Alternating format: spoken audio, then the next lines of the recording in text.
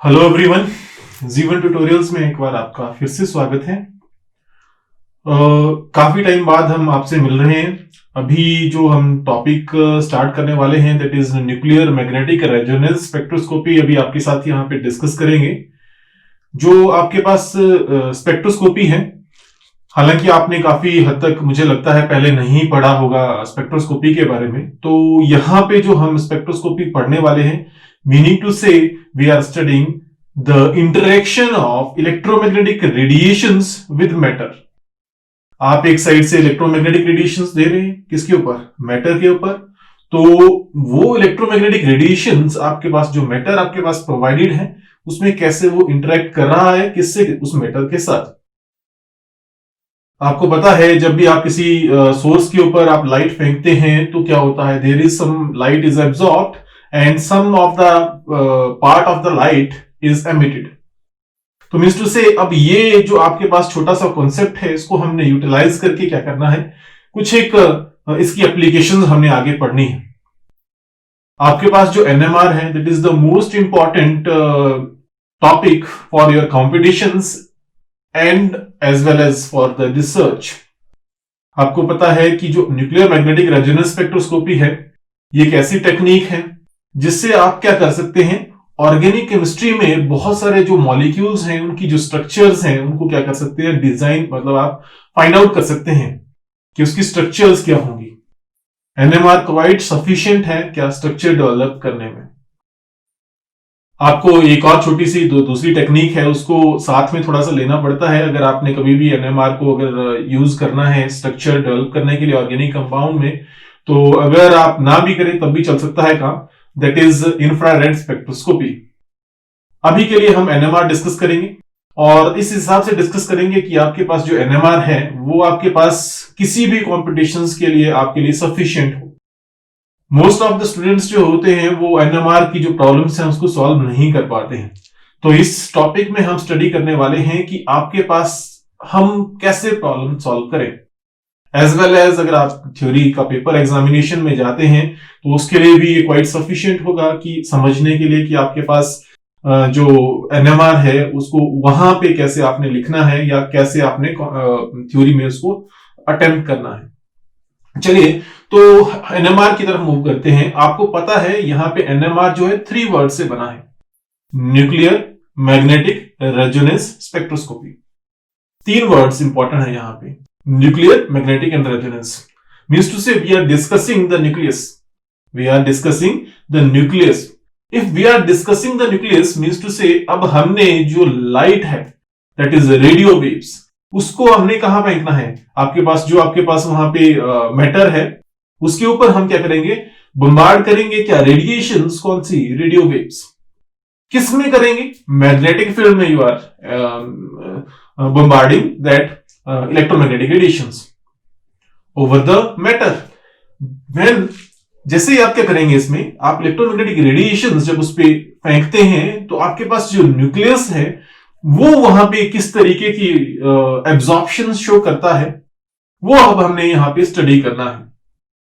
तो for the time being यहां पे जो हम स्पेक्ट्रोस्कोपी पढ़ने वाले हैं वो आपके पास 1H NMR पढ़ने वाले हैं। 1H NMR मतलब अभी आपके पास हम क्या करने वाले हैं, प्रोटोन मैग्नेटिक रेजोनेंस स्पेक्ट्रोस्कोपी पढ़ने वाले हैं। मींस टू से अब हमने जो न्यूक्लियस मैंने अभी आपके पास कहा, उसमें जो स्पेसिफिकली जो न्यूक्लियस है कौन सा, हाइड्रोजन, उसकी हम बात करेंगे। क्योंकि आपको पता है जो ऑर्गेनिक मॉलिक्यूल्स होते हैं उसमें आपके पास क्या होती है, न्यूक्लियस होते हैं। अगर आपके पास ऑर्गेनिक मॉलिक्यूल्स में दैट इज हाइड्रोजन वहां पे अवेलेबल होता है मोस्ट ऑफ द कंपाउंड्स में, तो आपके पास हाइड्रोजन अवेलेबल है, तो मैं अब हाइड्रोजन के न्यूक्लियस को स्टडी कर सकता हूं, किसमें? इन रेडिएशंस के थ्रू। तो आपके पास जब मैं अब स्पेसिफिकली हाइड्रोजन की बात करूंगा तो हम उस स्पेक्ट्रोस्कोपी को बोलेंगे क्या, 1H NMR spectroscopy, that is proton magnetic resonance spectroscopy. ये मैंने अभी आपको थोड़ा सा बता दिया। आपके पास जो न्यूक्लियर मैग्नेटिक रेजोनेंस स्पेक्ट्रोस्कोपी है, अगर मैं बात करूं तो अलग अलग टाइप की आप स्टडी करते हैं। जैसे कि आप अगर 1H NMR ना स्टडी करनी है, उसके अलावा भी कुछ स्टडी करना है, तो आप C13 भी पढ़ सकते हैं। तो C13 मैग्नेटिक रेजोनेंस स्पेक्ट्रोस्कोपी, उसके बाद F19 magnetic resonance spectroscopy, fluorine magnetic resonance spectroscopy. उसके बाद अगर हमने F19 नहीं पढ़ना है तो आप क्या कर सकते हैं, आगे भी मूव कर सकते हैं, क्या P31, क्योंकि ऑर्गेनिक मॉलिक्यूल्स में कुछ एक एलिमेंट्स ये भी आपके पास एक्स्ट्रा एलिमेंट्स प्रेजेंट होते हैं, तो आप इनको भी आप किसके थ्रू कर सकते हैं, न्यूक्लियर मैग्नेटिक रेजोनेंस स्पेक्ट्रोस्कोपी के थ्रू स्टडी कर सकते हैं। अभी के लिए हम जो डिस्कस करने वाले हैं वो क्या करने वाले हैं, 1H NMR स्पेक्ट्रोस्कोपी डिस्कस करने वाले हैं। तो चलिए अब थोड़ा सा हम आगे मूव करते हैं। थोड़ा सा इंट्रोडक्शन मैंने आपको दे दी, और इस इंट्रोडक्शन से थोड़ा सा आपको थोड़ा सा ध्यान रखना है कि हमने क्या करना है, अभी 1H NMR स्टडी करनी है। अब आपके पास मैं आगे चल रहा हूं स्पिन स्टेट्स। जो न्यूक्लियस है वो आपके पास क्या करता है, स्पिन पोजेस करता है। स्पिन मतलब आपको पता है, अगर आपने पहले भी पढ़ा है, इलेक्ट्रॉन जो है अपने एक्सिस के अराउंड क्या करता है, मूव करता है। वैसे ही न्यूक्लियस भी आपके पास क्या करता है, स्पिन करता है। अगर आपके पास न्यूक्लियस स्पिन करता है तो मीन्स टू से आपको पता है, जब भी कोई रोटेशनल मोशन की मैं बात करता हूं, तो means to say that possess angular momentum. तो मीन्स टू से यहां पे जो न्यूक्लियस है वो क्वांटाइज एंगुलर मोमेंटम वो पोजेस करता है, और उसके पास, उसकी वजह से आपके पास, क्योंकि ये चार्ज पार्टिकल है, उसमें एक मैग्नेटिक मोमेंट जनरेट होता है। यहां पे जो भी आपके पास न्यूक्लियस स्पिन करेगा, रोटेशन शो करेगा, अपनी एक्सिस पे रोटेशन शो करेगा, तो उससे क्या प्रोड्यूस हो रही है, उसकी स्पिन प्रोड्यूस हो रही है। तो जो आपके पास नंबर ऑफ स्पिन स्टेट्स हैं उसको आप किससे निकाल सकते हैं, आई से। जो आपके पास that is I is called as nuclear that is spin quantum number. जो न्यूक्लियर स्पिन क्वांटम नंबर है that is called as I. और एक और आपने बात याद रखनी है कि जो न्यूक्लियर स्पिन क्वांटम नंबर आई है that is a constant, and different nucleus के लिए डिफरेंट होगा। मेरा कहने का मतलब, अगर मैं 1H1 ले लूं, प्रोटॉन ले लूं, तो उसके लिए जो आपके पास आई की वैल्यू होगी वो समथिंग एल्स होगी। अगर C13 ले रहा हूं तो उसके लिए कुछ और हो सकती है। ठीक है, मैं ये नहीं बोल रहा कि आपके पास मैच नहीं करेगी, मैच भी कर सकती है। C13 और NHN जो प्रोटॉन है उसकी सेम रहती। और अगर हम कुछ और न्यूक्लियस की बात करते हैं, जैसे क्लोरीन की बात करते हैं, 17 जो आपके पास क्लोरीन है जिसका एटॉमिक नंबर 17 है और आपके पास मास नंबर 35 है, तो उसकी स्पिन जो है कितनी आती है, 3/2। तो मीन्स टू से आपके पास यहाँ पे एक फिजिकल कांस्टेंट है जिसकी वैल्यू क्या कुछ अलग भी हो सकती है या किसी दूसरे न्यूक्लियस के साथ मैच भी कर सकती है, but it is a constant, I constant रहता है यहाँ पे। अब आपके पास यहाँ पे ये जो आपके पास कांस्टेंट है आई, इसके थ्रू हम वेरियस मल्टीपल स्पिन स्टेट्स निकाल सकते हैं। फॉर एग्जाम्पल, अब आपके पास मैंने कहा कि अगर मुझे मल्टीपल स्पिन स्टेट्स निकालनी है तो कैसे निकाल सकता हूं, एक छोटा सा फॉर्मूला दे रहा हूं आपको, दैट इज 2i+1। मतलब अब आपके पास जो स्पिन स्टेट्स वहां पे आएगी वो क्या आएगी, 2i+1। आपके पास फॉर्मूला मैंने लिख दिया 2i+1। अगर मेरे पास 2i+1 स्पिन स्टेट्स है, इसका मतलब ये हुआ कि अगर कोई न्यूक्लियस है जिसकी स्पिन क्या है 1/2, nucleus spin quantum number is 1/2, तो मींस टू से number off spin states it is possessing 2 × 1/2+1, तो मींस टू से कितनी आ जाएगी वहां पे 2 स्पिन स्टेट्स। और वहां पे जो डिफरेंस रहता है, जो आपके पास स्पिन स्टेट्स में जो डिफरेंस रहता है वो किसका होता है, इंटेग्रल डिफरेंसेस वहां पे रहते हैं। तो -i से +i या +i से -i तक आप वहां पे मूव करते हैं। तो इसका मतलब अगर किसी की स्पिन +1/2 है तो वो दूसरी स्पिन क्या पोजेस करेगा, -1/2। ये छोटी सी मैंने आपको बात बता दी। तो अब जो न्यूक्लियस है, डिफरेंट न्यूक्लियस, उसकी मैं बात करने वाला हूं आपके पास। जो आपके पास न्यूक्लियस हैं जिनका आपके पास एटॉमिक नंबर, जो एलिमेंट्स हैं स्पेशली, नॉट न्यूक्लियस, जो एलिमेंट्स हैं जिनका आपके पास एटॉमिक नंबर क्या होगा, ऑड होगा, एंड ऑड मास नंबर होगा, तो वो क्या करेंगे, स्पिन पोजेस करेंगे।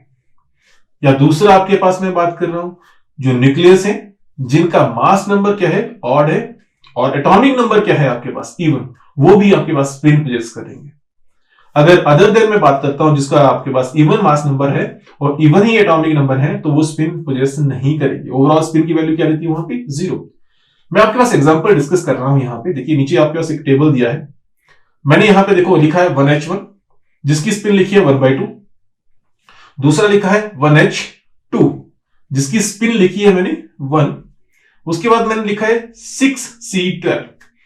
तो 6C12 मतलब अब आपके पास जो स्पिन है इसकी मैंने क्या लिखी, 0। और आपके पास अगर मैं बात करता हूं 6C13 की, तो आपके पास जो स्पिन है उसकी कितनी है 1/2। अब मैं उसके आगे चलता हूं।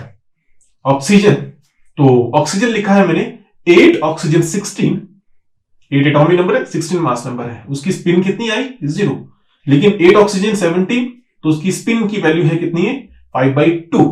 अब मैं आगे चलता हूं, ऑक्सीजन से आगे भी जा सकते हैं क्या, F19, 9F19, तो आपके पास यहां पे जो उसकी स्पिन आती है कितनी आती है 1/2। अगर मैं इससे आगे जाऊं तो आप फास्फोरस की तरफ भी जा सकते हैं, 15 फास्फोरस 31, तो F मतलब P31 है, तो उस टाइम भी आपके पास जो स्पिन है वो कितनी रहती है 1/2। और आपके पास अगर मैं क्लोरीन की तरफ जाता हूं 17 क्लोरीन 35, मतलब Cl35 आइसोटोप की बात कर रहा हूं, ये जो मैं सारे डिस्कस किए आइसोटोप्स हैं अलग अलग, तो मतलब आपके पास उसकी स्पिन स्टेट कितनी आती है 3/2। मतलब कि अब आपके पास देखिए इन सब में जो आपके पास मैंने टेबल आपके पास नीचे दिया है, डिटेल आपके पास दी है, इस सब में आप देखिए क्या है, जब भी आपके पास स्पिन क्या थी ऑड थी और ऑड एटॉमिक नंबर था, तो आपके पास कुछ ना कुछ रिजल्टेंट रहा, चाहे वो 1/2 था चाहे जो भी था। उसके बाद दूसरा आपके पास था, जब आपके पास मास नंबर क्या था आपके पास ऑड था और आपके पास एटॉमिक नंबर क्या था इवन था, तब भी आपके पास रिजल्टेंट स्पिन स्टेट आई, मतलब आई की वैल्यू कुछ ना कुछ रह रही है। लेकिन जैसे ही आपके पास मास नंबर क्या हो गया इवन हो गया और एटॉमिक नंबर भी क्या हो गया इवन, तो आपके पास देखिए आप रिजल्टेंट 6C12 मतलब 0, 8 ऑक्सीजन 16 मतलब 0, तो ओवरऑल स्पिन की वैल्यू क्या आई 0। तो आपके पास मैंने थोड़ा सा आपके पास स्पिन स्टेट्स की डिस्कशन करी, और आपको पता है जिनकी रिजल्टेंट स्पिन क्या है 1/2, उनको हम क्या करते हैं न्यूक्लियर मैग्नेटिक रेजोनेंस स्पेक्ट्रोस्कोपी में स्टडी करते हैं। जैसे कि मैंने आपको हाइड्रोजन 1H1 बताया, 6C13 बताया, F19 बताया या P31 बता दिया।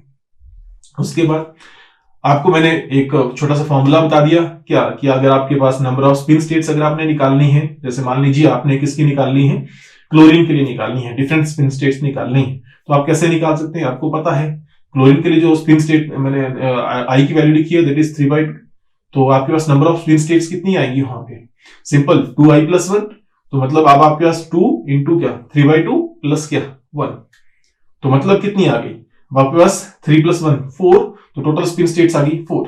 तो कहां से स्टार्ट कर सकता हूं मैं -3/2 से अप टू +3/2, तो -3/2, फिर उसके बाद -1/2, उसके बाद 1/2 एंड लास्ट में 3/2। तो मींस टू से अब आपके पास यहां पे जो नंबर ऑफ स्पिन स्टेट्स थी मैंने आपको मेंशन कर दी। तो ये छोटा सा था कोई डिफरेंस, और आपको पता है कि इंटीग्रल डिफरेंसेस हैं इनके बीच में स्पिन स्टेट्स के बीच में, तो ये मैंने आपको डिस्कस कर ली spin states. Next is nuclear magnetic moments. चलिए अब थोड़ा सा मैं आपको न्यूक्लियर मैग्नेटिक मोमेंट्स के बारे में थोड़ा सा बता देता हूं, क्योंकि हालांकि आपको इतना इंपॉर्टेंट नहीं है, थोड़ा सा आपको कंसेप्ट समझना जरूरी है, तो मैं ज्यादा डिटेल में नहीं जाऊंगा फिजिक्स में, लेकिन थोड़ा थोड़ा आपको ज्यादा जरूर बताऊंगा कि क्या इसमें होता है। तो जब मैं न्यूक्लियर मैग्नेटिक मोमेंट्स की मैंने बात की, तो आपको पता है, थोड़ा सा फिजिक्स की भी हेल्प लूंगा, पता है कि आपके पास क्या होता है जब भी किसी न्यूक्लियस की मैं बात कर रहा हूं जो कि अपने एक्सिस पे रोटेट कर रहा है, तो मींस टू से charge particle is rotating around its axis. तो जैसे ही अगर मतलब ये हुआ कि चार्ज पार्टिकल अगर अपने एक्सिस पे रोटेट कर रहा है, तो इसका मतलब ये हुआ कि वो अब आपके पास वो क्या कर सकता है मैग्नेटिक मोमेंट पोजेस कर सकता है, मैग्नेटिक फील्ड जनरेट कर सकता है अपनी। अगर वो मैग्नेटिक फील्ड जनरेट करेगा तो मींस टू से मैग्नेटिक मोमेंट भी वो प्रोड्यूस करेगा। तो जब तक मैं मैग्नेटिक फील्ड अप्लाई नहीं करता, तो वो अपने आप में क्या करता है, एक मैग्नेटिक मोमेंट पोजेस करता है, लेकिन we don't know the direction of that magnetic moment at that time. But हम क्या कर सकते हैं, क्योंकि आपको पता है आपने प्रिंसिपल ऑफ सुपरपोजिशन पढ़ा है, तो उसके लिए मैं ज्यादा नहीं जाऊंगा उसमें, मैंने आपको थोड़ा सा इतना सा बता दिया कि इफ इलेक्ट्रॉन और एनी चार्ज पार्टिकल या प्रोटॉन जो कि अपने एक्सिस पे मूव कर रहा है, तो वो क्या करेगा मैग्नेटिक मोमेंट प्रोड्यूस करेगा। मान लीजिए थोड़ी देर के लिए मैं कंसीडर कर रहा हूं कि वो क्या कर रहा है एंटी क्लॉकवाइज डायरेक्शन में, तो फ्लेमिंग राइट हैंड रूल कहता है क्या, कि अगर आपके पास समथिंग कोई चार्ज पार्टिकल क्या कर रहा है, वो आपके पास एंटी क्लॉकवाइज डायरेक्शन में रोटेट कर रहा है, तो आपके पास मैग्नेटिक मोमेंट की वैल्यू कहां आएगी अपवर्ड। मैग्नेटिक मोमेंट की वैल्यू क्या आएगी अपवर्ड आएगी। अगर मैं बोल रहा हूं वो क्लॉकवाइज मूव कर रहा है, आप क्लॉकवाइज देखिए, तो उसकी जो डायरेक्शन है ये ऐसे होगा, तो मतलब आपके पास जो डायरेक्शन ऑफ मैग्नेटिक मोमेंट क्या आएगी डाउनवर्ड आएगी। मान लीजिए मैं बाहर से एक मैग्नेटिक फील्ड अप्लाई कर रहा हूं, मान लीजिए मैं बाहर से एक मैग्नेटिक फील्ड अप्लाई कर रहा हूं। अगर मैं बाहर से मैग्नेटिक फील्ड अप्लाई कर रहा हूं और मैं उसको क्या कर रहा हूं, ऊपर की तरफ कंसीडर कर रहा हूं, इस तरीके से जैसे आपके पास इस फिगर में दिया गया है।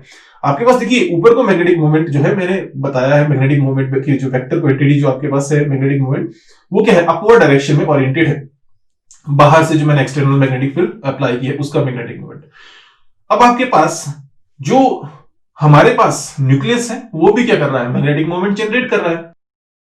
तो मतलब अब आपके पास जो न्यूक्लियस है, जो आपके पास एंटी क्लॉकवाइज डायरेक्शन में मूव कर रहा था, उसका मैग्नेटिक मोमेंट अपवर्ड था।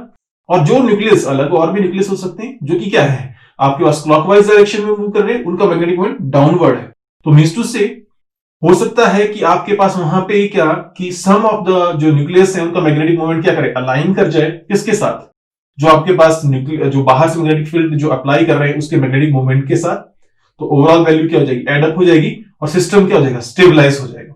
लेकिन अगर आपके पास जो सिस्टम है जिसका मैग्नेटिक मोमेंट क्या है, एंटी पैरेलल डायरेक्शन में, एंटी पैरेलल है तो एक दूसरे को काटेगा और सिस्टम क्या हो जाएगा, डिस्टेबलाइज हो जाएगा। अगर सिस्टम डिस्टेबलाइज हो जाएगा तो मींस टू से अब हमारे पास एट दैट टाइम हमारे पास जो स्पिन स्टेट है that is aligned with the magnetic moment applied field, जो आपके पास मैग्नेटिक फील्ड जो मैं बाहर से अप्लाई कर रहा हूं उसके मैग्नेटिक मोमेंट के थ्रू के साथ अलाइन कर रहा है, उसकी एनर्जी डाउनवर्ड आ गई।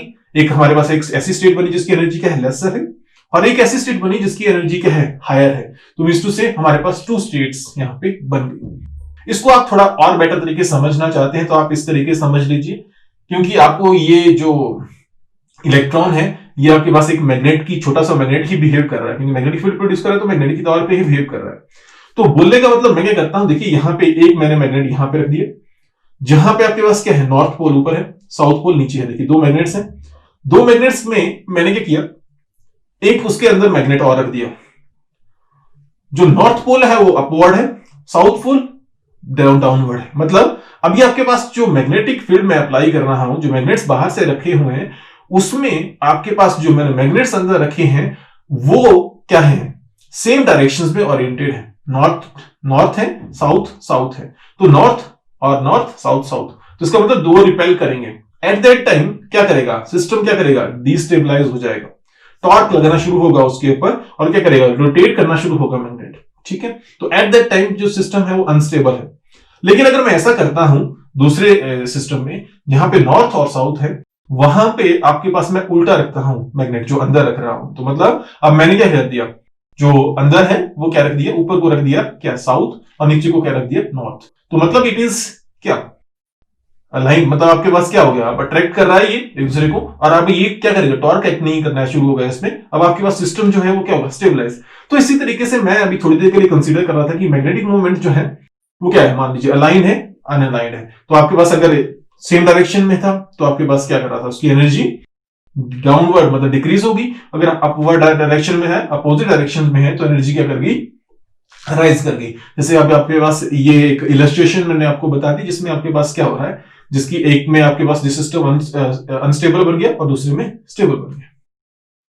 तो ये आपके पास थोड़ा सा मैंने बेसिक सा आपको आइडिया दिया कि आपके पास अगर मैं न्यूक्लियर मैग्नेटिक मोमेंट्स में देखता हूं तो किस तरीके से मैग्नेटिक फील्ड में क्या कर सकते हैं, अलाइन कर सकते हैं, किस तरीके से वेरियस स्पिन स्टेट्स प्रोड्यूस कर सकते हैं।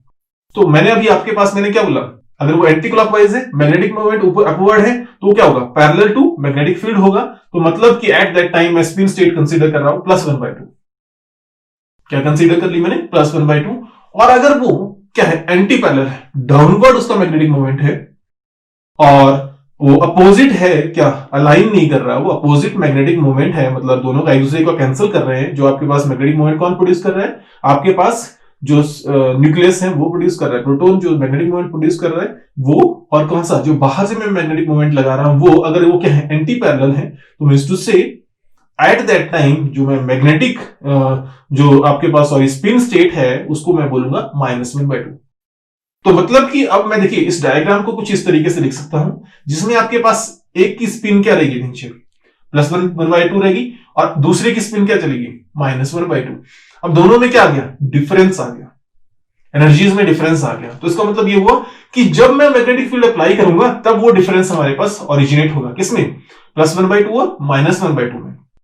मीनिंग टू से कि अब आपके पास जो ओरिएंटेशन है, कौन सी +1/2 और दूसरी कौन सी -1/2, उनमें क्या रहने वाला है, एक एनर्जी डिफरेंस रहने वाला है। और ये एनर्जी डिफरेंस किसकी वजह से राइज किया, जब मैंने मैग्नेटिक फील्ड अप्लाई करी उसकी वजह से। ऐसा इसमें कोई डिफरेंस नहीं था, ठीक है, देख की एनर्जी भी जैसी थी, दूसरे की एनर्जी जैसी थी, कोई फर्क नहीं था। लेकिन जैसे ही मैंने मैग्नेटिक फील्ड अप्लाई करी तो अब आपके पास क्या किया, वहां पे there is gap in energies, दोनों स्पिन स्टेट्स की क्या होगी, वहां पे गैप हो गया।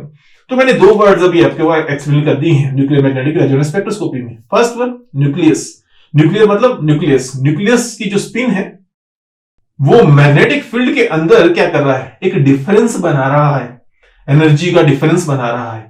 तो ये काम करते हैं हम क्या, न्यूक्लियर मैग्नेटिक रेजोनेंस स्पेक्ट्रोस्कोपी में। दो वर्ड मैं अभी शुरू के एक्सप्लेन कर रहा हूं, रेजोनेंस में थोड़ी देर में एक्सप्लेन करूंगा। अभी आपके पास मैंने इतना बता दिया कि क्या जो न्यूक्लियस है, एक आपके पास स्पिन स्टेट +1/2 है और दूसरी -1/2 है, दोनों में क्या है, डिफरेंस है। तो होप सो आपको थोड़ा सा क्लियर हो गया होगा। नेक्स्ट करते हैं इसके बाद जो आपके पास एब्जॉर्प्शन है, प्रिंसिपल ऑफ एब्जॉर्प्शन, कि आपके पास एनर्जी कैसे एब्जॉर्ब कर सकता है सिस्टम। तो इसको थोड़ी देर में स्टडी करते हैं, थोड़ा नेक्स्ट वीडियो में स्टडी करते हैं, क्योंकि ये आपके पास इंपॉर्टेंट टॉपिक है। इसमें आपको थोड़ा सा पता होना चाहिए कि आपके पास एनर्जी की एब्जॉर्प्शन कैसी होती है, कितनी amount of energy system absorb कर सकता है। जब प्रोटॉन जो है उसके बीच में जो गैप है वो कितनी अमाउंट ऑफ एनर्जी एब्जॉर्ब करेगा। जब मैंने मैग्नेटिक फील्ड 1 टेस्ला की अप्लाई कर दी या जितनी भी टेस्ला आपको मैं बताऊंगा उसके अकॉर्डिंगली, तो एक रिलेशनशिप भी हम डिराइव करेंगे, बट वो नेक्स्ट टाइम। तो stay connected, stay tuned. Thank you for watching.